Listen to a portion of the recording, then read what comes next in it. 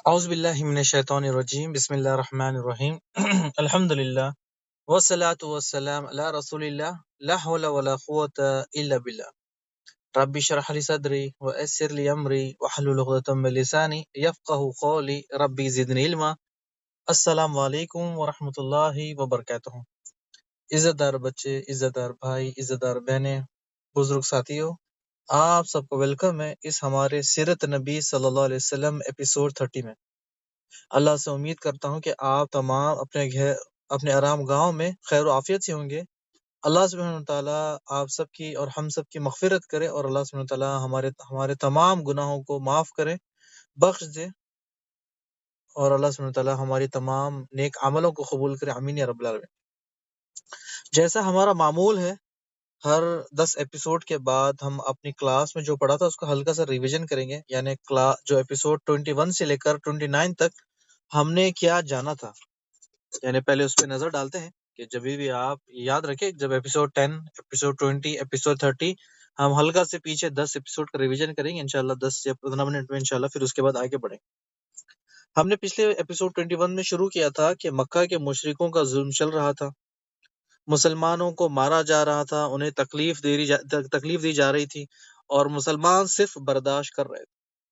کچھ صحابہ نے محمد صلی اللہ علیہ وسلم سے کہا بھی تھا کہ دشمن اسلام ہیں، ان کے لیے آپ اللہ سے دعا کریں کہ یہ بہت تکلیفیں دے رہے ہیں، بہت مار رہے ہیں، ہمارا مال بھی لے رہے ہیں، ہمیں بہت زیادہ تکلیف دے رہے ہیں۔ تو محمد صلی اللہ علیہ وسلم نے انہیں ایڈوائز دی کہ آپ لوگ اپنی جان بچانے کے لیے، اپنا ایمان بچانے کے لیے حبشہ چلے جائیں، حبشہ ہجرت کر لیں، حبشہ کی طرف چلے جائیں۔ تو جب مسلمانوں نے راتوں رات یہاں سے مکہ سے سیدھا کہاں چلے گئے؟ ایتھوپیا، حبشہ کی طرف۔ سب سے پہلی ہجرت مسلمانوں نے کی تھی عثمان بن عفان رضی اللہ تعالیٰ عنہ کی نگرانی میں، اور پھر وہاں گئے، پھر کیا معاملات ہوئے تمام، پھر وہ واپس بھی آئے۔ جیسا پھر یہ کچھ لوگ وہاں سے واپس آ گئے، پھر ظلم بڑھنے لگا، پھر محمد صلی اللہ علیہ وسلم نے دوسری ہجرت کی ایڈوائس دی کہ اپنی جان، اپنا ایمان بچانا ہے تو پھر یہاں سے ہجرت کرو۔ تو مسلمان دوسری ہجرت کرتے ہیں، اور جب ہجرت کرتے ہیں تو ان کے پیچھے پیچھے جو مکہ کے لوگ ہیں وہ پڑ جاتے ہیں، یعنی ان کے پیچھے دو اور لوگ آ جاتے ہیں، عبداللہ بن ربیحہ اور عمر بن عاص رضی اللہ تعالیٰ عنہ۔ یہ پہلے کفر پہ تھے لیکن بعد میں وہ اسلام لے کر آتے ہیں۔ یہ ان کے پیچھے پیچھے آ جاتے ہیں، اور جو حبشہ میں جو دربار لگتا ہے، بادشاہ کا دربار، اس کے دربار میں آتے ہیں۔ تمام معاملات، یہ تمام باتیں یہ آپ کے سامنے ہیں جو ہم پڑھ کر آئے ہیں، جو جان کر آئے ہیں۔ پھر عمر بن عاص اور عبداللہ بن ربیحہ واپس آ جاتے ہیں۔ یہ تمام باتیں ہونے کے بعد، تمام چیزیں فیل ہونے کے بعد، تمام تحفے جو دیے تھے وہ سارا سب کچھ واپس لے کر آ جاتے ہیں۔ جب یہ واپس آ جاتے ہیں تو مشرک، جو مکہ کے مشرک تھا، ان کا غصہ ساتویں آسمان پر چڑھ گیا۔ اب ان لوگوں نے محمد صلی اللہ علیہ وسلم کو اپنا ٹارگٹ بنا لیا، کیونکہ پہلے غلام تھے، ان پر ظلم کرتے تھے، کمزور مسلمان تھے، ان پر ظلم کرتے تھے، چلے کچھ اور صحابہ تھے ان پر ظلم کرتے تھے، لیکن اب 83 کے قریب صحابہ یہاں سے ہجرت کر گئے، اور اب بچا کون؟ بڑے بڑے لوگ، بڑے بڑے صحابہ بچ گئے۔ تو اب ان لوگوں نے کیا کیا کہ محمد صلی اللہ علیہ وسلم کو پکڑتے ہیں، اور پھر پکڑ کر ایک بار تو ہم نے آپ کو بتایا تھا کہ عتبہ بن ابی معیط نے آپ کا گلا رسی سے دبا دیا، اور اتنا زیادہ دبایا، اتنا کہ حتیٰ کہ آنکھیں نکل گئی۔ ابو جہل پتھر لے کر ڈھونڈ رہا تھا کہ جب آپ نماز سجدے میں جائیں تو آپ کے اوپر پتھر گرا دے، یعنی ایک بار تو آگے بھی بڑھ گیا کہ آپ کا سر کچل دے، لیکن آپ کو پتا ہے نا کیا معاملہ تھا، اونٹ سامنے آ گیا تھا۔ اسی طرح نظر بن حارث آپ صلی اللہ علیہ وسلم کا پیچھا کرتا گیا، حتیٰ کہ جب آپ صلی اللہ علیہ وسلم اکیلے مل گئے، سوچا کہ وہیں پر آپ صلی اللہ علیہ وسلم کو قتل کر دوں، لیکن وہاں سے بھاگ کھڑا ہوا۔ اور اس کے ساتھ ساتھ پھر ابو بکر رضی اللہ تعالیٰ عنہ کا بھی واقعہ ہم نے پڑھ کر آئے تھے کہ کس طرح آپ صلی اللہ علیہ وسلم کے پیچھے تمام مکہ کے سردار آ گئے تھے، کہ آپ صلی اللہ علیہ وسلم کو قسم بھی کھائی تھی حتیم میں کہ آپ صلی اللہ علیہ وسلم اگر دوبارہ نماز پڑھتے دیکھیں گے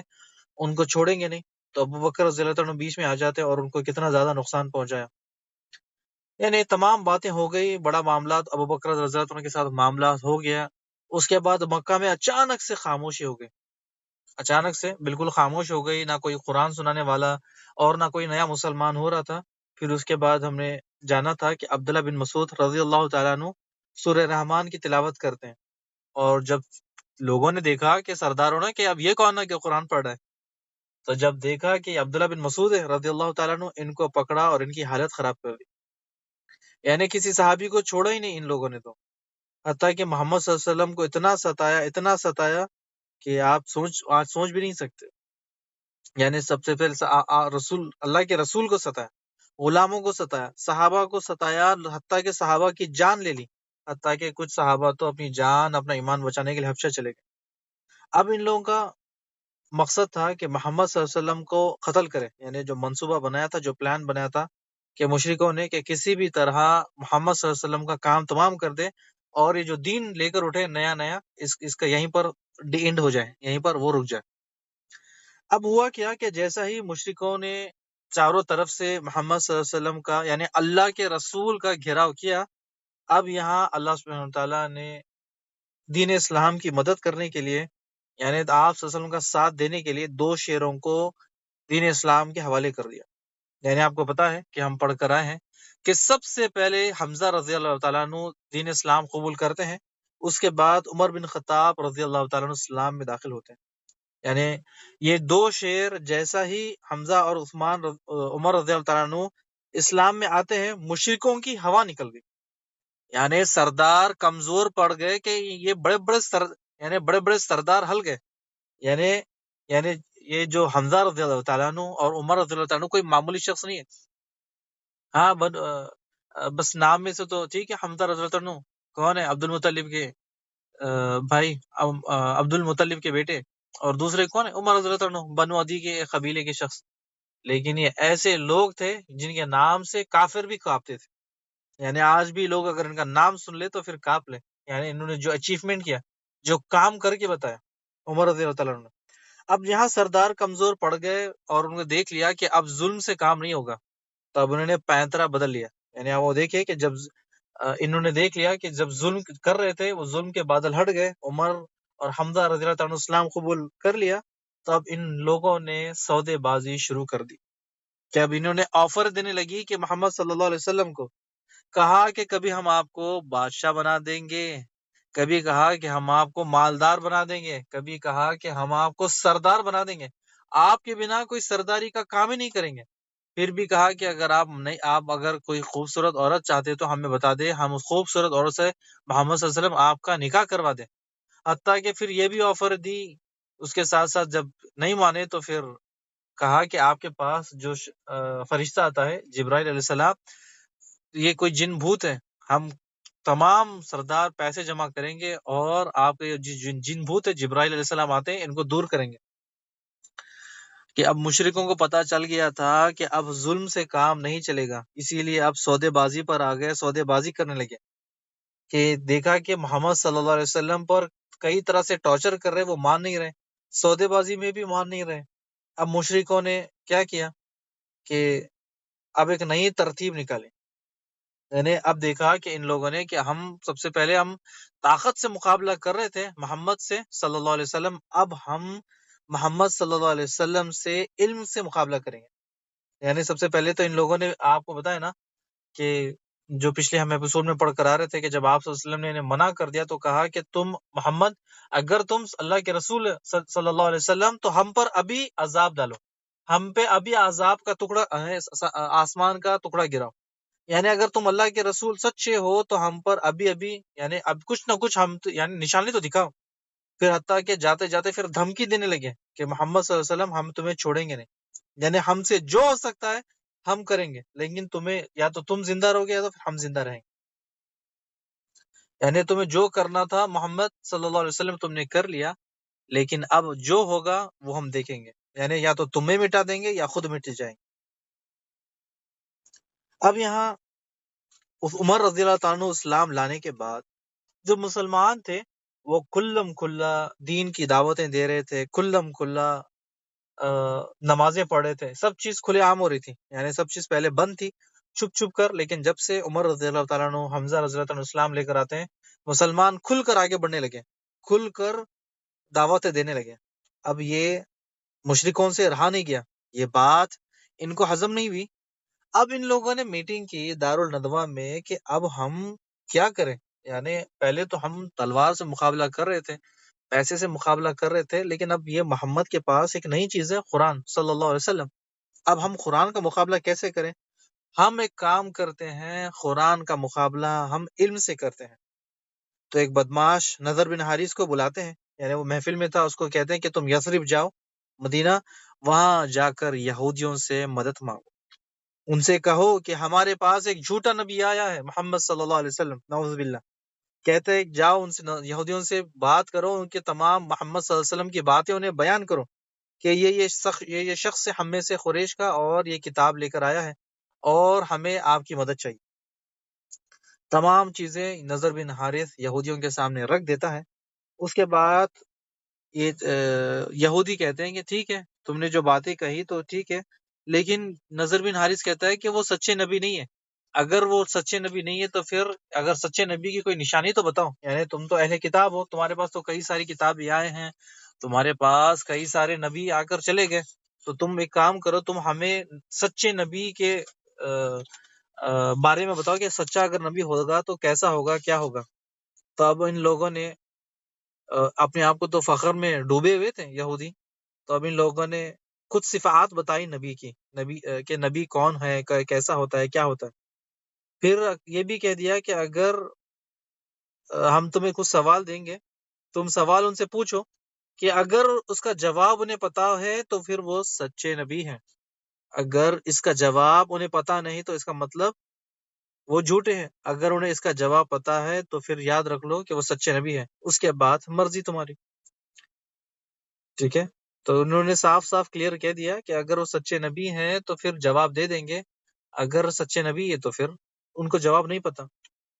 اب یہودیوں نے سوال دے دیے نظر بن حارث کو،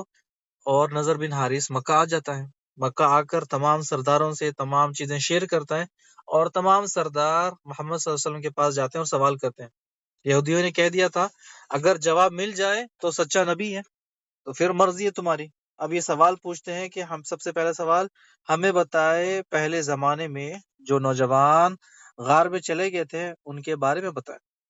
دوسرا سوال، روح کیا ہے، اس کے بارے میں بتائے. اور تیسرا سوال، اس شخص کے بارے میں بتائے جس نے پوری زمین چکر لگائی. اب یہودی بھی بڑے چالو تھے، ان لوگوں نے نہ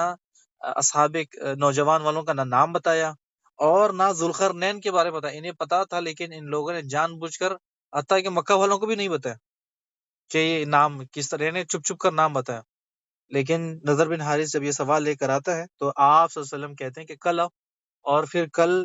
جس طرح آپ کو پتا ہے کہ آپ صلی اللہ علیہ وسلم نے انشاءاللہ نہیں کہا، تو اسی لیے پھر اللہ کی طرف سے کوئی وحی آئی نہیں. پھر بعد میں محمد صلی اللہ علیہ وسلم نے ان مشرکوں کو، ان کافروں کو، ان تینوں کے جواب دے دیے، جس طرح ہم پچھلے ایپیسوڈ میں پڑھ کر آئے ہیں. اب جب ان لوگوں کو جواب مل گیا، یعنی جواب ان کو مل گیا، تو پھر ان کو تو ایمان لانا چاہیے، انہیں تو پتا ہونا چاہیے کہ یہ سچے نبی ہے. لیکن ان جو مکہ کے مشرک تھے وہ اپنے بات سے پھر گئے، اپنے منہ سے پھر گئے، اور محمد صلی اللہ علیہ وسلم کو جھوٹا کہنے لگے، جادوگر کہنے لگے، اور وہاں سے چلے گئے. ایپیسوڈ 26 میں ہم غار والوں کا واقعہ پڑھ کر آئے ہیں، کہ سورہ کہف کے بارے میں بھی، اور پھر ایپیسوڈ 27 میں ذوالقرنین کے بارے میں بھی ہم پڑھ کر جان کر آئے ہیں. اس کے بعد ابو طالب کے بارے میں بات کرتے ہیں، ابو طالب کے بارے میں، کہ ابو طالب یہاں پر پریشان ہو گئے کہ محمد صلی اللہ علیہ وسلم یعنی میرے بھتیجے پر حملے ہو رہے ہیں، اور کبھی ان کو موقع ملے تو یہ میرے بھتیجے کو قتل نہ کر دیں. اب میں اپنے بھتیجے کی حفاظت کے لیے کیا کروں؟ تو اب یہ پلان کرتے ہیں کہ بنو ہاشم اور بنو مطلب کو جمع کرتے ہیں، اور جمع کرنے کے ساتھ ساتھ شیب ابی طالب میں چلے جاتے ہیں کہ وہاں پر محمد صلی اللہ علیہ وسلم کی حفاظت آرام سے ہوگی. اب جیسے ہی مکہ کے لوگوں کو پتا چلا کہ ابو طالب نے یہ کام کر لیا، تو اب یہ تمام لوگ وادی میں راشن پہنچانا،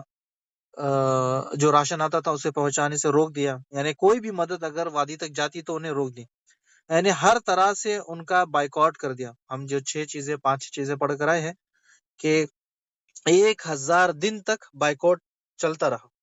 1000 دن تک راشن سے لے کر مال پہنچنے تک تمام چیزیں ان تک روک دی. امید ہے کہ میری آواز آ رہی ہوگی، اگر میری آواز کو کوئی مسئلہ ہے تو بتا دیں، کیونکہ مائک میرا بالکل قریب ہے. شاید ہو سکتا ہے ابھی مجھے ایک میسج آیا کہ میری آواز نہیں آ رہی. سلو آ رہی ہے تو ٹھیک ہے، انشاءاللہ میں اور تھوڑا مائک قریب کر لیتا ہوں انشاءاللہ۔ اچھا، اب یہ مکہ کے جو مشرکوں نے 1000 دن کا بائیکاٹ کیا تھا، 1000 دن تک، یعنی نہ بات چیت، نہ دوستی، نہ اٹھنا بیٹھنا، نہ ملنا، نہ کوئی ان سے نکاح کرنا، نہ ان کے کوئی ان کی دکان پر جانا، نہ کوئی ہماری دکان سے نہیں جانا، یہ تمام چیزیں 1000 دن تک چلتی رہی، یعنی اس سے زیادہ۔ آخر کار پھر یہ بائیکاٹ ٹوٹتا ہے، اور 5 لوگ مل کر اس جو پلان بناتے ہیں، ہم پڑھ کر آئے ہیں پچھلے ایپیسوڈ میں کہ ان بائیکاٹ کو توڑنے کے لیے کس طرح سے پلان بنایا، اور 5 لوگ مل کر یہ بائیکاٹ کو ختم کرتے ہیں۔ اب ایپیسوڈ 30 شروع کرتے ہیں، ایپیسوڈ 30 یہاں سے شروع کرتے ہیں، یہ ہمارا ریویژن ختم ہو گیا۔ 3 سال یعنی پورے 1000 دن کے بعد تمام لوگ، بنو ہاشم، بنو مطلب، اور آپ صلی اللہ علیہ وسلم، ان کے گھر والے، خدیجہ رضی اللہ تعالیٰ عنہ، ان کی بیٹیاں، تمام لوگ اپنے گھر واپس چلے جاتے ہیں، یعنی جو کافر بھی تھے، جو مسلمان تھے، تمام اپنے گھر واپس چلے جاتے ہیں۔ یعنی 1000 دن تک بڑی تکلیفوں سے گزارے، یعنی ایک ایک لمحہ، ایک ایک دن ہم اندازہ بھی نہیں کر سکتے کہ 1000 دن، ہم پچھلے ایپیسوڈ میں پڑھ کر آئے ہیں کہ 1000 دن چھت نہیں، بھوک سے تڑپ رہے ہیں، ہم پڑھ کر آئے ہیں۔ اب یہ 1000 دن کے گزار کر گھر پر تو آ گئے، اس میں کئی لوگ کمزور ہو گئے، یعنی کئی بیمار ہو گئے، بیمار میں مبتلا ہو گئے، یعنی بھوک لگتی تھی لیکن کھانے کے لیے کھانا نہیں، کیا کھاتے ہیں؟ پتے، اور کیا؟ چمڑی، بس وہی کھا لیا اور اسی پر زندگی گزاری۔ اور آپ کو پتا ہے کہ جسم میں وٹامن ہمارے یا یہ نہیں ملتے، پروٹینز نہیں ملتے، تو جسم ہمارا کیسا ہوتا ہے؟ سکڑ جاتا ہے، کمزور ہو جاتے ہیں، ہڈیاں کمزور ہو جاتی ہیں، اٹھنے کی طاقت نہیں۔ یعنی پھر ان لوگوں کو تو کیا ملا؟ کچھ نہیں۔ کبھی کبھار چاول آ جاتا تھا، کبھی کبھار راشن آ جاتا تھا، کبھی کبھار عمر رضی اللہ تعالیٰ عنہ مدد کر دیتے، کبھی ابو بکر، کبھی کہیں سے اور کوئی، کبھی کہیں سے اور کچھ نہ کچھ مل جاتا تھا، لیکن جو پیٹ بھر کر کھانا کھا سکتے تھے وہ نہیں تھا، یا پتے کھاتے یا چمڑی کھاتے، بس اسی پر زندگی گزاری۔ اسی وجہ سے ان کی ہڈیاں بھی کمزور ہو گئیں، اور اوپر سے سخت دھوپ، یعنی کئی بچے، کئی جوان، کئی بوڑھے، مرد عورت اسی وادی میں 1000 دن میں بیمار ہو گئے۔ اب لیکن جب واپس آئے تو بیمار سے سب گھر میں پڑ گئے۔ اب یہاں جیسے ہی آپ صلی اللہ علیہ وسلم باہر آئے تو جو محمد صلی اللہ علیہ وسلم کا جو مشن تھا، دین کی دعوت، جو 3 سال پہلے کھلم کھلا دعوت ہو رہی تھی، وہ واپس شروع ہو گئے۔ گلی میں، بازاروں میں، دکانوں میں، سب جگہ جاتے اور انہیں قرآن سناتے۔ اور دوسری جگہ ابو طالب کی جو عمر تھی وہ 80 کے کراس ہو گئی، بوڑھے تھے، کمزور ہو گئے، اور بائیکاٹ کی وجہ سے جسم اتنا زیادہ کمزور ہو گیا کہ اب جسم بستر کے حوالے ہو گیا، یعنی جو جسم ہے اس کا سہارا اب بستر ہی بن گیا، یعنی اٹھنے کی بھی طاقت نہیں، اس میں ان کی کمر ٹوٹ گئی۔ اب یہاں پر دیکھیں کہ جب ان کی طاقت ٹوٹ گئی ہے، بستر پر ہو گئے، یعنی محمد صلی اللہ علیہ وسلم کے چاچا ابو طالب یہیں پر پڑے رہے، اور محمد صلی اللہ علیہ وسلم وہاں پر دعوت دے رہے ہیں،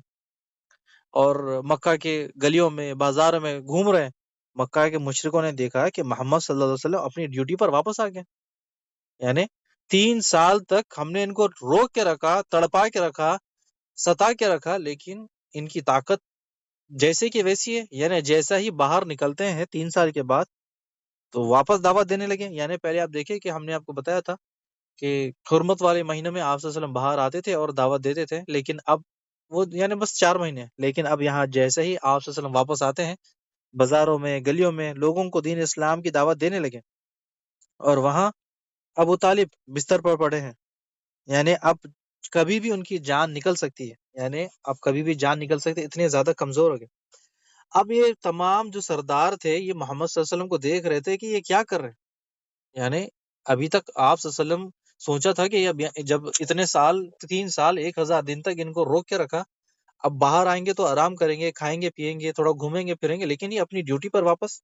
اب یہ تمام سردار مشورہ کرتے ہیں اب کیا کیا جائے اس محمد کا صلی اللہ علیہ وسلم، یعنی یہ محمد صلی اللہ علیہ وسلم پھر سے شروع ہو گئے، دعوت دینے لگے۔ تو اب یہاں پر ان لوگوں نے مشورہ کیا کہ اب ہم نے تمام راستے بند کر دیے، ان کو ستایا، ان کو مارا، یعنی ان کو قید کر دیا، حتیٰ کہ ہم نے قتل کی بھی سازش کی اور دھمکی بھی دی، لیکن محمد صلی اللہ علیہ وسلم ٹس سے مس نہیں ہوئے، ہر جگہ ہمیں ناکامیابی ملی۔ یعنی ان کے پیچھے ایسی کون سی طاقت ہے، ایسا کیا ہے دین اسلام میں جو انہیں ہلا نہیں سکتا۔ ہم نے تمام چیزیں، تمام ہتھ کنڈے اپنا لیے لیکن محمد صلی اللہ علیہ وسلم ٹس سے مس نہیں ہوئے۔ اب یہ سردار سوچ رہے تھے کہ یعنی اب ابو طالب بھی محمد صلی اللہ علیہ وسلم کو روک سکتے ہیں، سمجھا سکتے ہیں، اور ابو طالب موت کے بالکل قریب ہے، مرنے سے پہلے پہلے ہم ابو طالب کے پاس جاتے ہیں، ان سے بات کرتے ہیں، یعنی ابو طالب بھی محمد صلی اللہ علیہ وسلم کو سمجھا سکتے ہیں۔ اب یہ تقریباً 25 بڑے بڑے سردار اٹھتے ہیں اور ابو طالب کے گھر جانے لگتے ہیں، یعنی آخری بار یہ ابو طالب کے گھر جاتے ہیں کہ کچھ ایسی بات کرے جو دونوں کے لیے صحیح ہو، یعنی ہماری بھی کچھ لاج رکھ لے، ہم ان کی بھی کچھ لاج رکھ لیں، یعنی ہم کچھ محمد صلی اللہ علیہ وسلم کی بات سن لے، وہ کچھ ہماری بات سن لے، یعنی کچھ وہ ہماری بات مان لے، ہم ان کی کوئی بات مان لے، تاکہ دونوں گروہ یعنی آپ صلی اللہ علیہ وسلم اور یہ مکہ کے کافر دونوں بنا فساد کے مکہ میں رہیں، کیونکہ یہ تمام سردار دیکھ رہے تھے کہ محمد صلی اللہ علیہ وسلم کی دعوت ہر گھر گھر میں پہنچ رہی تھی، ہر قبیلے میں دعوت پہنچ گئی تھی، حمزہ رضی اللہ تعالیٰ عنہ، عمر رضی اللہ تعالیٰ عنہ اور کئی لوگ اسلام میں داخل ہو گئے۔ اب ابو طالب کے پاس آ جاتے ہیں اور کہتے ہیں کہ کچھ عہد و پیمان لے لیں آپ سے، یعنی کچھ بات کرتے ہیں ابو طالب سے بات کرنے کے لیے۔ اور اچھا یہ پہلے سب سے پہلے یہ سوچتے ہیں کہ ہم سب سے پہلے بنا تاخیر کے ابو طالب کے پاس جاتے ہیں، ورنہ ہم جانے سے پہلے اگر ابو طالب کی جان نکل جائے تو پھر ہمارا کام بیکار ہو جائے گا، اور اگر ابو طالب دنیا سے چلے گئے اور ہم ان سے بات نہیں کر پائے محمد صلی اللہ علیہ وسلم کی، اور اس کے بعد محمد صلی اللہ علیہ وسلم پر، ان کے بھتیجے پر اگر ظلم کیا تو عرب کے لوگ ہمیں تانے دیں گے، جیتے جی محمد صلی اللہ علیہ وسلم کا تم لوگوں نے کچھ نہیں کیا، لیکن جیسا ہی چاچا کا انتقال ہو گیا محمد صلی اللہ علیہ وسلم پر ٹوٹ پڑے، ہم پر انگلیاں اٹھائیں گے، ہم پر الزام لگائیں گے، یعنی چاچا کے وقت تو ہمت نہیں تھی، جیسا ہی چاچا دنیا سے چلے گئے تمہاری ہمت آگے بڑھ گئی۔ تو اب یہ بڑے بڑے سردار عتبہ بن ربیحہ، شیبہ بن ربیحہ اور ابو جہل اور امیہ بن خلف جو بلال رضی اللہ عنہ کا سردار تھا، اور ابو سفیان رضی اللہ تعالیٰ عنہ، یہ بعد میں اسلام لے کر آتے ہیں، تمام بڑے بڑے سردار نوجوان بات چیت کے لیے ابو طالب کے گھر جاتے ہیں اور بات چیت شروع کرتے ہیں۔ اے ابو طالب کہتے ہیں، اے ابو طالب، آپ جانتے ہو ہمارے درمیان آپ کا جو مقام مرتبہ ہے وہ آپ سبھی جانتے ہیں، یعنی ہم سبھی جانتے ہیں اور آپ بھی جانتے ہو، آپ کی حالت جو گزر رہی ہے ہمیں لگتا ہے کہ آپ کا جو آخری وقت ہے اسی بستر پر آئے گا، آپ رہتے ہوئے ہمارے اور محمد کے درمیان کچھ صلح کر دے صلی اللہ علیہ وسلم۔ آپ تمام معاملات جانتے ہیں اور خبر بھی رکھتے ہیں کہ ہمارے اور آپ کے بھتیجے کے بیچ میں کیا چل رہا ہے۔ وہ کہتے ہیں کہ محمد صلی اللہ علیہ وسلم کو آپ خبر بھجوا دیجئے کہ ہم ان سے بات کرنا چاہتے ہیں۔ سردار کہنے لگے کہ آپ محمد صلی اللہ علیہ وسلم کو بلا لیں، اور جب تک وہ بلا لیں ہم آپ سے بات کرتے ہیں۔ اور یہ سردار کہنے لگے کہ آپ جانتے ہو آپ کے اور ہمارے بھتیجے میں کیا معاملات ہیں، تمام چیزیں، ایک ایک لمحہ، ایک ایک منٹ آپ جانتے ہو کہ محمد صلی اللہ علیہ وسلم کس چیز کی طرف بلاتے ہیں اور ہم کس چیز کی طرف بلاتے ہیں۔ ہم یہ کچھ عہد و پیمان کرنا چاہتے ہیں کہ محمد صلی اللہ علیہ وسلم جو محمد ہے وہ ہمارے معبودوں کو کچھ نہ کہے اور ہم نہ ان کے معبود کو کچھ کہیں گے، وہ ہمارے دین کو چھوڑ دے ہم ان کے دین کو چھوڑ دیں گے، نہ ہم ان کے اوپر انگلی اٹھائیں گے نہ وہ ہمارے دین پر انگلی اٹھائیں۔ ہم یہ وعدہ کرتے ہیں، عہد کر لیں گے، یعنی یہاں ایگریمنٹ کر لیں گے کہ نہ وہ ہمارے آڑے آئیں گے نہ ہم ان کے آڑے رہیں گے، یعنی جب تک آپ رہتے ہو تو یہ کام جانے سے پہلے پہلے آپ کر لیں۔ یعنی ابو طالب نے سوچ لیا یہ تو بہت اچھا آفر ہے، یعنی اب تو میری کمر ٹوٹ گئی، اب میں تو اٹھ نہیں سکتا، یعنی میرے بھتیجے کی دفاع نہیں کر سکتا، جب تک مجھ میں جان تھی میں اپنے بھتیجے کی حفاظت کرتا، جو بھی ترتیب کرتا، جو بھی جیسا بھی بچا سکتا، کچھ بھی کر سکتا، لیکن اب مجھ میں طاقت نہیں۔ اب یہاں محمد صلی اللہ علیہ وسلم کو خبر ملتی ہے اور وہ تشریف لاتے ہیں۔ ابو جہل نے جیسا ہی دیکھا کہ محمد صلی اللہ علیہ وسلم آ گئے تو سب یعنی الرٹ ہو گئے۔ اب جیسے ہی محمد صلی اللہ علیہ وسلم اندر آتے ہیں ابو طالب انہیں دیکھتے ہیں، کہتے ہیں کہ اے میرے بھتیجے، دیکھو تمہاری قوم کے بڑے عزت دار لوگ آئے ہیں، تم سے بات کرنا چاہتے ہیں۔ تو یہاں دیکھیں جو بھی لوگ جمع ہیں بڑے عزت دار لوگ ہیں، بڑے بڑے لوگ ہیں، وہ چاہتے ہیں کہ کچھ عہد تم سے لے لے اور تم کچھ عہد ان کو دے دو، یعنی کچھ وعدہ ان سے کر لو اور تم ان سے کچھ وعدہ کر لو، وہ تم سے کچھ وعدہ کر لے۔ ابو طالب نے تمام باتیں محمد صلی اللہ علیہ وسلم کے سامنے رکھ دی، تو محمد صلی اللہ علیہ وسلم نے کہا کہ بہت اچھا موقع ہے، یعنی ان تمام کو میں بہت اچھے سے ایک ساتھ دعوت دے سکتا ہوں۔ یعنی آپ صلی اللہ علیہ وسلم اپنا فائدہ سوچ رہے ہیں کہ مجھے موقع مل گیا کہ ایک ساتھ بڑے بڑے سردار میرے ہی گھر میں میرے چچا کے سامنے آ گئے، تو ان کو کھل کر دعوت دیتا ہوں۔ محمد صلی اللہ علیہ وسلم نے کہا کہ چچا ان سے کہو یہ جو بڑے بڑے عزت دار لوگ ہیں یہ میری بس ایک بات مان لے، اگر یہ میری ایک بات مان لے عرب کے یہ بادشاہ بن جائیں گے، اور جو عجم ہے یعنی جو غیر عرب ہے وہ ان کے سامنے جھک جائیں گے، یعنی ان کے لیے یہ بہتری ہے، یہ ان کے لیے بہتر ہے، یعنی یہ سب سے اعلیٰ عزت والے بن جائیں گے عرب میں، عرب کے باہر بھی سبھی جگہ ان کی بادشاہی ہوگی۔ تو تمام سردار پریشان حیران ہو گئے، یہ ایسی کون سی بات ہے، ایسا کون سا فائدہ ہے جو تمام عرب، یعنی سب سے پہلے تو ابو جہل نے کہا کہ اے محمد صلی اللہ علیہ وسلم تم بولو کہ یہ ایسا کون سا فائدہ ہے جس کی وجہ سے ہمیں سب سے بڑا فائدہ تو ہمیں ہوگا کہ تمام عرب کے بادشاہ ہم بن جائیں گے، یعنی تمہارے باپ کی قسم ہمیں بتاؤ کہ یہ کون سی بات ہے۔ ایسی ایک بات نہیں، ایسے 10 باتیں ہم سننے کے لیے تیار ہیں جس سے ہم عرب کے بادشاہ بن جائے اور عجم ہمارے نیچے جھک جائے۔ آپ صلی اللہ علیہ وسلم نے دیکھا کہ ہتھوڑا گرم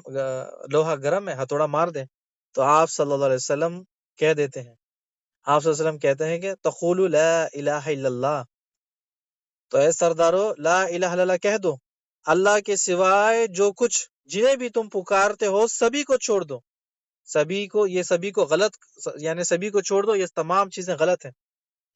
جیسے ہی محمد صلی اللہ علیہ وسلم کی بات یہ سنتے ہیں تمام سردار تالیاں مارنے لگتے ہیں اور محمد صلی اللہ علیہ وسلم کو کہتے ہیں کہ ہم جو ہمارے خدا ہیں ان کو چھوڑ کر ایک رب کی عبادت کریں، ایک خدا کو مان لیں۔ یعنی ہمارے کتنے بڑے کتنے الگ الگ خدا معبود ہیں، کوئی بارش دیتا ہے، کوئی کھانا دیتا ہے، کوئی بچے دیتا ہے، کوئی بیماری دور کرتا ہے، کوئی پریشانی میں ساتھ دیتا ہے، کوئی سفر میں ساتھ دیتا ہے، مصیبت کے وقت تو یہ ہمارے معبود ہی ہمارے کام آتے ہیں۔ یعنی کہتے ہیں کہ ہم تمام بتوں کو چھوڑ کر ایک رب کو، ایک خدا کو مان لے۔ غصے میں آگے بڑے لال پیلے ہو گئے، کہنے لگے واقع تمہارا معاملہ تو بالکل عجیب ہے، کہنے لگے کہ تمہارا واقعہ، تمہارا جو معاملہ ہے وہ بالکل عجیب ہے، تم کہتے ہو کہ ہم تمام کو چھوڑ کر ایک رب کی عبادت کریں، یہ تو ہو ہی نہیں سکتا، یہ بات تو ہم سنیں گے بھی نہیں۔ ہم تو چاہتے تھے کہ چچا بوڑھے ہو گئے، ہڈیاں کمزور ہو گئی، بستر پر ہے، کبھی بھی وہ موت کے حوالے ہو سکتے ہیں، ہم سوچتے تھے کہ ان کے سامنے کوئی تو فیصلہ ہو جائے تاکہ تم اپنے دین کی طرف رہو اور ہم اپنے دین کی طرف، لیکن تم کہتے ہو تقول لا الہ الا اللہ، کہ لا الہ الا اللہ پڑھ لو، تمام بتوں کو چھوڑ دو، ایک رب کی عبادت کرو، یہ تو ہو ہی نہیں سکتا۔ اب یہ سارے ناراض ہو گئے اور ایک دوسرے سے بات کرنے لگے، واللہ یعنی اللہ کی قسم اس شخص کو ہم نے بہت سمجھایا، یہ مانتا ہی نہیں، ہم نے اسے کئی چیزیں لالچ بھی دی لیکن یہ تیار نہیں ہوتا، چلو ہم اپنے آبا و اجداد کے دین پر ہی رہیں گے، یعنی کہتے ہیں کہ اپنے آبا و اجداد کے دین پر ہی چلو، ہم اسی پر ڈٹے رہیں گے، یہاں تک کہ اللہ سبحانہ تعالیٰ ہمارے اور اس شخص کے بیچ میں کوئی فیصلہ نہ کر دے۔ اس کے بعد یہ کہتے ہیں کہ اللہ سبحانہ تعالیٰ فیصلہ کرے محمد صلی اللہ علیہ وسلم کے بیچ میں اور ان لوگوں کے بیچ میں، اللہ سبحانہ تعالیٰ نے فیصلہ تو کر ہی دیا، کافر ہمیشہ ہمیشہ کے لیے جہنم میں جائے گا، اب کہتے ہیں کہ ہم فیصلے کا انتظار کریں گے۔ اب اس کے بعد یہ لوگ یہاں سے چلے گئے، یعنی یہ آخری بار وفد آیا تھا ابو طالب کے پاس، اس کے بعد دوبارہ کوئی لوگ نہیں آتے کہ بات چیت کے لیے، یعنی یہ آخری بات تھی، یہ آخری بار آئے تھے کہ ایک بار کچھ صلح تو ہو جائے، کچھ لین دین تو ہو جائے، کچھ عہد تو لے لیں، کچھ فیصلہ تو ہو جائے تاکہ ہم محمد صلی اللہ علیہ وسلم کو یہیں پر روک دیں، یعنی اگر ابو طالب دنیا سے چلے جائے تو پھر لوگ ہم پر الزام لگائیں گے، یعنی لوگوں کی فکر، لوگوں کی سوچ کی فکر کہ لوگ کیا کہیں گے، تو اب یہی تھا کہ لوگ کہیں ہمیں تانے نہ دے دے، اس وجہ سے ابو طالب کے پاس آتے ہیں، کہتے ہیں کہ کچھ لوگ فیصلہ تو کر دیں، لیکن یہاں سے وہ ناراض ہو کر غصے میں لال پیلے ہو کر چلے جاتے ہیں۔ جیسے ہی وہ گزرتے ہیں، اسی واقعے کے بعد اللہ سبحانہ تعالیٰ قرآن مجید کو نازل کرتا ہے، سورہ 7 کی 1 سے لے کر 7 آیتوں تک اللہ سبحانہ تعالیٰ آیتیں نازل کرتا ہے. یعنی کیا ہے صورت ہے، اللہ سبحانہ تعالیٰ خیر کرے، کہ کیا ہے والقرآن ذکر بل الذین کفروا فی عزت وشقاق، یعنی یہ آخری تک 7 آیتیں. اس کا ترجمہ یوں ہے کہ قسم قرآن کی، اللہ سبحانہ تعالیٰ قسم کھاتا ہے قرآن کی، نصیحت دینے والا، یعنی اللہ سبحانہ یعنی قرآن کی قسم ہے کہ یہ قرآن نصیحت دینے والا ہے. یہ کافر ہے وہ تو بڑے غرور میں ہے، زدی میں ہے، کہ اگر ہم محمد صلی اللہ علیہ وسلم کو مان لے تو محمد بڑے ہو جائیں گے اور ہم چھوٹے ہو جائیں گے. انہیں پتہ ہی نہیں کہ یہ لوگ جو ان سے پہلے لوگ آ چکے ہیں، ان سے پہلے جو امتیں آ چکی ہے، ہم نے ان کو ہلاک کر دیا. یعنی اللہ سبحانہ تعالیٰ فرماتا ہے قرآن مجید میں کہ ان سے پہلے جو امتیں تھے ہم نے انہیں ہلاک کر دیا، رب نے انہیں موقع ہی نہیں دیا. اللہ کا عذاب آیا اور انہیں پکڑ لیا، انہیں اچک لیا، یعنی انہیں فریاد کرنے کا بھی موقع نہیں ملا، یعنی اف بھی کرنے کا موقع نہیں ملا. اللہ سبحانہ تعالیٰ نے ان سب کو عذاب میں مبتلا کر دیا اور سب کو لاشیں بنا دی. اور یہ کافر تعجب کرتے ہیں کہ ان کے پاس ڈرانے والا آیا محمد صلی اللہ علیہ وسلم، انہی میں سے ہوشیار کرنے والا ہے، انہی میں سے خوشخبری دینے والا ہے، انہی میں سے. اور یہ کافر کہتے ہیں کہ اللہ کا رسول جو محمد صلی اللہ علیہ وسلم وہ جادوگر ہے، اور کہنے لگے ہمارے تمام معبودوں کو چھوڑ کر ایک معبود کی عبادت نہیں کریں گے. عجیب ہے. کہتے ہیں پھر یہ لوگ کیا کہتے ہیں، یہ کافر کہتے ہیں کہ چلو ہم اپنے معبودوں کی طرف، یعنی اپنے جو لوگوں نے کہا تھا، اللہ سبحانہ تعالیٰ اس سے یہاں پر وضاحت کرتا ہے کہ یہ لوگ کہتے ہیں کہ چلو اپنے معبودوں کی طرف اور اسی پر ہمیشہ قائم رہنا، نہ کہ ہمارے باپ دادا کے دین کو چھوڑیں گے، اور نہ ہمارے باپ دادا سے ہم نے کبھی اس دین اسلام کے بارے میں سنا ہے، نہ کبھی ہم اس کے دین اسلام پر چلیں گے. ہم ہرگز نہیں مانیں گے، یہ کوئی بنا بنایا ہوا دین ہے، ہم اس کو ہرگز نہیں مانیں گے. 360 کو چھوڑ کر ایک بت کو، بالکل نہیں. اب یہ کافر کہتے ہیں کہ اب ہم اس پر صبر کرتے ہیں. کیا کہتے ہیں، پہلے تو آپ صلی اللہ علیہ وسلم اور ان لوگوں نے صحابہ نے صبر کر رہے تھے،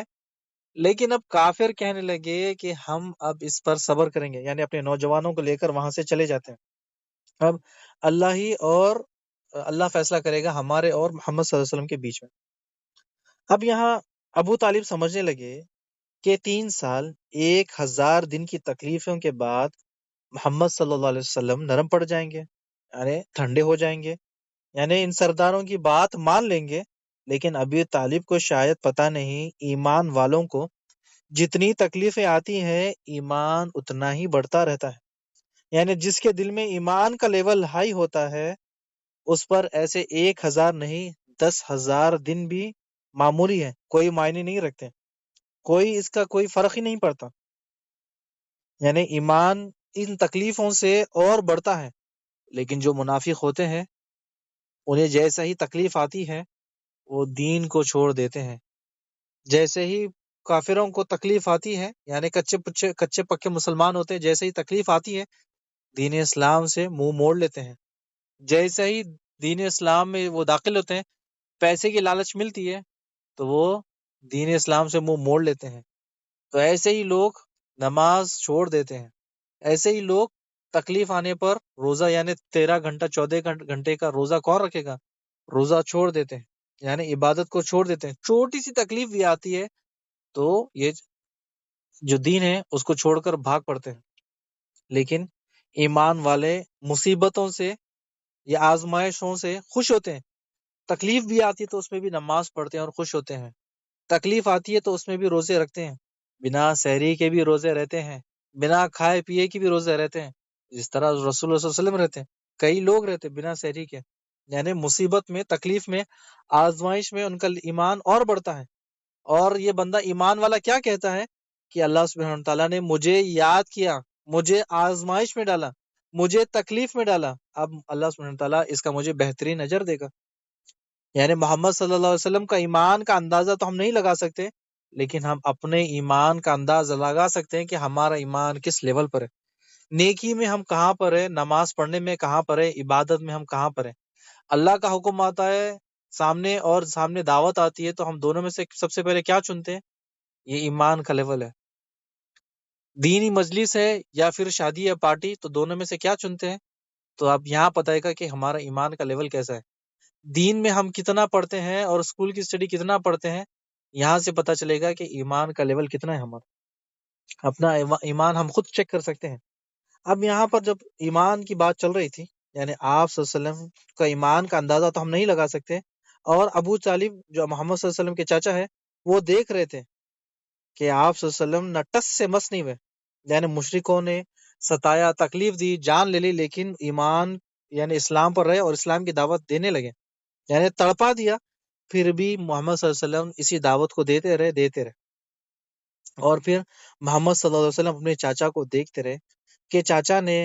ہمیشہ میرا ساتھ دی، تکلیف میں، مصیبت میں، پریشانی میں، حتیٰ کہ تم پوری کی پوری قوم سے دشمنی کر لی، پوری کی پوری قوم کو ناراض کر لیا صرف ایک وعدے کی وجہ سے، یعنی ابو مطلب نے ابو طالب سے وعدہ کیا تھا۔ آپ سبھی کو یاد ہوگا کہ ابو طالب مرنے سے پہلے کیا کہا تھا؟ ابو طالب سے کہا کہ میرا بھتیج یعنی میرا بیٹا یعنی عبداللہ کا بیٹا جو محمد صلی اللہ علیہ وسلم میں اسے تمہارے حوالے کرتا ہوں، تم اس کی جان کی حفاظت کرنا، یعنی عبد المطلب نے ابو طالب سے وعدہ لیا کہ میرے بیٹے کی حفاظت کرنا۔ تو محمد صلی اللہ علیہ وسلم کو اسی وجہ سے ابو طالب سے بہت محبت تھی، اور ابو طالب کو باپ کی وصیت کی وجہ سے محمد صلی اللہ علیہ وسلم سے بے انتہا محبت تھی، یعنی باپ نے محمد صلی اللہ علیہ وسلم کو ان کے حوالے کر گئے، تو اب بھتیجے کی ذمہ داری کس کی ذمہ داری؟ ابو طالب کے سر پر تھی، تو وہ اتنی محبت کرتے، یعنی اپنے سگے بیٹوں سے زیادہ محبت آپ صلی اللہ علیہ وسلم سے کرتے۔ اب اس کے بعد چاچا ابو طالب کی طبیعت بہت زیادہ خراب ہونے لگی۔ اب جیسا ہی لوگوں کو پتہ چلا، تمام سردار موجود آگے، مجلس میں آگے، حتیٰ کہ ابو جہل بھی گھر میں آ گیا۔ اس کے بعد جیسے ہی آپ صلی اللہ علیہ وسلم محمد صلی اللہ علیہ وسلم گھر میں داخل ہوتے ہیں، دیکھتے ہیں کہ تمام لوگ موجود ہیں، اور ابو جہل کیا کرتا ہے کہ ایک جگہ خالی تھی جہاں پر آپ صلی اللہ علیہ وسلم شاید بیٹھتے، لیکن جیسا ہی دیکھا کہ محمد صلی اللہ علیہ وسلم آئے، اس جگہ پر جا کر بیٹھ گیا۔ تو پھر محمد صلی اللہ علیہ وسلم نے کہا کہ ان چھوڑو، ان سے بحث کرنے سے، ان سے بات کرنے سے پہلے کہ چچا کے پاس جاتا ہوں، انہیں لا الہ الا اللہ کی دعوت دیتا ہوں کہ اب کہیں ان کی جان نہ نکل جائے۔ جا کر کہتے ہیں کہ چچا جان، آپ کا احسان سر آنکھوں پر، یعنی آپ کا احسان مجھ پر بہت ہے، چچا جان آپ ایک جملہ کہہ دیجئے، صرف ایک جملہ، بس لا الہ الا اللہ کلمہ پڑھ لیجئے، بس میرے لیے آپ جب کلمہ لا الہ الا اللہ پڑھ لو گے، اللہ سبحانہ وتعالیٰ کے پاس میں ریکویسٹ کروں گا کہ آپ کو جہنم سے بچا لے، یعنی یہ ایک کلمہ لا الہ الا اللہ پڑھ لے، آپ جہنم سے بچ جاؤ گے، میں اللہ سے سفارش کروں گا اس کلمے کی بنیاد پر۔ یعنی اب سبھی کے سامنے یہ ابو طالب یہ تمام سردار سن رہے تھے، تمام سردار موجود تھے، تو آپ سے نے کہا کہ اے چچا میرے کان میں کہہ دو کہ اب لا الہ الا اللہ کہہ دو۔ جیسا ہی محمد صلی اللہ علیہ وسلم نے یہ باتیں کی ابو طالب سے، ابو جہل وہیں پر تھا، اس نے کہا کہ اے ابو طالب، اپنے باپ دادا کے دین سے تم پھر جاؤ گے، اپنے باپ کے دین یعنی عبد المطلب کے دین کو چھوڑ دو گے؟ پیچھے سے تانے مارنے لگا، کہنے لگا، بار بار زور سے آواز دینے لگا کہ اے ابو طالب، اپنے باپ کا دین چھوڑ دو گے، اپنے باپ دادا کا دین چھوڑ دو گے؟ ابو طالب کہنے لگے، بھتیجے، اگر میں جوان ہوتا، جب میرے پاس طاقت تھی، اگر تم مجھے کہتے لا الہ الا اللہ پڑھ لو، میں پڑھ لیتا۔ اب اگر میں لا الہ الا اللہ پڑھ لوں، کیا کہتے ہیں، سنیں غور سے، ہمارے لیے ایک سبق ہے۔ کہتے ہیں ابو طالب کہ اب اگر میں لا الہ الا اللہ پڑھ لوں تو لوگ کہیں گے کہ موت کی ڈر سے ابو طالب نے کلمہ پڑھ لیا، لوگ کہیں گے، لوگوں کی ڈر سے ابو طالب نے کلمہ نہیں پڑھا، یعنی میں جب مر جاؤں گا، مرنے کے بعد لوگ کہیں گے کہ موت کی ڈر سے ابو طالب نے کلمہ پڑھ لیا۔ تو ابو طالب کی زبان سے جو آخری الفاظ نکلتے ہیں، علی ملت ابو مطلب، میں اپنے باپ عبد المطلب کی ملت میں مرتا ہوں۔ جیسے ہی یہ الفاظ زبان سے نکلتے ہیں، ویسے ہی فرشتہ ابو طالب کی روح نکال لیتا ہے اور وہ اللہ سبحانہ وتعالیٰ کے پاس چلی جاتے۔ جیسے ہی الفاظ نکلنے تھے، روح قبض ہو گئی اور روح فرشتے نے کھینچ لی۔ اب محمد صلی اللہ علیہ وسلم کو بڑی تکلیف ہوئی کہ میرے چاچا دین اسلام کی ان کے اوپر بڑے احسانات ہیں، بہت محنتیں کی، لیکن کلمہ نہیں پڑا، اور جو ابو جہل کا جو مشن تھا وہ پاس ہو گیا، وہ بھی جہنم میں، یہ بھی جہنم میں، یعنی دونوں جہنم میں۔ اب اسی طرح وہ آپ جہنم میں چلے گئے، لیکن آپ صلی اللہ علیہ وسلم کو تو افسوس تھا، افسوس کے ساتھ ساتھ یعنی یہ تمام باتیں، یہ تمام چیزیں تو ہو گئی۔ ایک بار آپ صلی اللہ علیہ وسلم کے چچا عباس رضی اللہ تعالیٰ عنہ پوچھتے ہیں کہ اے محمد، اے میرے بھتیجے صلی اللہ علیہ وسلم، ابو طالب کے بہت احسانات ہیں تم پر، تم نے کیا کیا ان کے لیے؟ غور کریں، تم نے کیا کیا ان کے لیے؟ تو آپ صلی اللہ علیہ وسلم کہتے ہیں کہ اے میرے چچا عباس، میری وجہ سے وہ بچے ہوئے ہیں۔ بچے ہوئے کیسے؟ بچے ہوئے سے اللہ سبحانہ تعالیٰ کافروں کو جہنم کے سب سے آخری حصے میں ڈالتا ہے، لیکن میری وجہ سے، جب میری دعا کی وجہ سے اللہ سبحانہ تعالیٰ نے انہیں بالکل جہنم میں سب سے آگے رکھا ہے اور بالکل ہلکا عذاب رکھا ہے، یعنی انہیں آگ کی جوتیاں پہنائی، جس کی وجہ سے جہنم میں ان کی جو کھوپڑی ہے، جو سر ہے، وہ جو ہنڈیا ہے، ہنڈیا کی طرح پکے گا، یعنی ہنڈیا جو ہوتی ہے، برتن ابلتا ہے پانی کا، اس طرح سے وہ جوتوں کی وجہ سے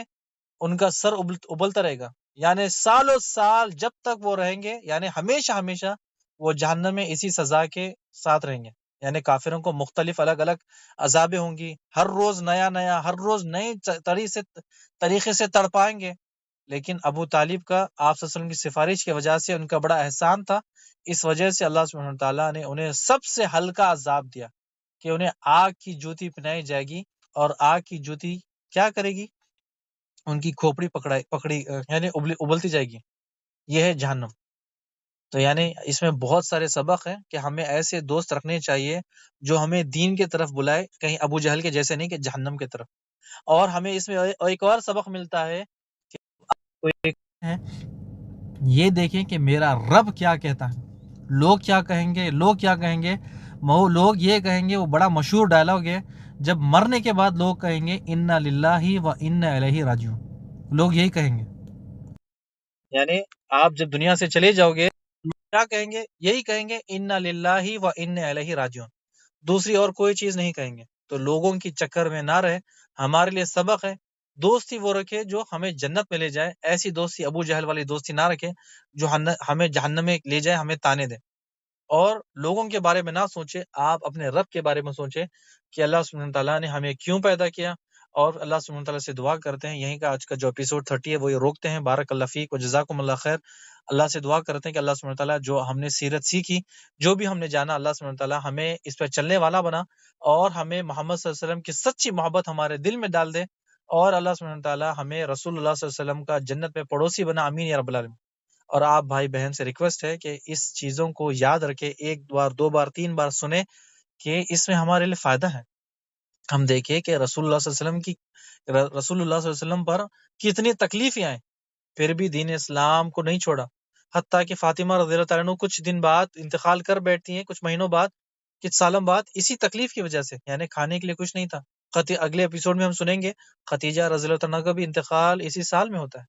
یعنی غم کا سال ہے۔ انشاءاللہ اگلے ایپیسوڈ میں ہم لیں گے، ابھی ٹائم بہت زیادہ ہو رہا ہے، تو ہمارے لیے سبق ہے ابو طالب کی موت کے دوست ایسے رکھے جو جنت میں لے جائے، اور ایسے دوست نہ رکھے جو ہمیں جہنم کی طرف بلائے، برے کاموں کی طرف بلائے۔ اور یہ بات نوٹ رکھے، لوگ کیا کہیں گے، لوگوں کو چھوڑے، آپ اپنے رب کے بارے میں دیکھیں کہ جب رب کے پاس جائیں گے تو ہمیشہ ہمیشہ جنت میں رہیں گے، جب رب کی بات سنیں گے، جب اللہ کو خوش کریں گے تو ہمیشہ ہمیشہ کے لیے جنت۔ آپ نے وہ سنا ہوگا کہ ہمیں اللہ ہمیشہ سے تھا اور ہمیشہ رہے گا۔ ہمیشہ رہے گا کا مطلب ہمیشہ رہے گا، انکاؤنٹیبل ایئرس، انکاؤنٹیبل ڈیز، تو جب تک جنت ہے، اور جب تک جنت ہے جب تک ہم ہیں، جب تک ہم ہیں جنت کی نعمتیں،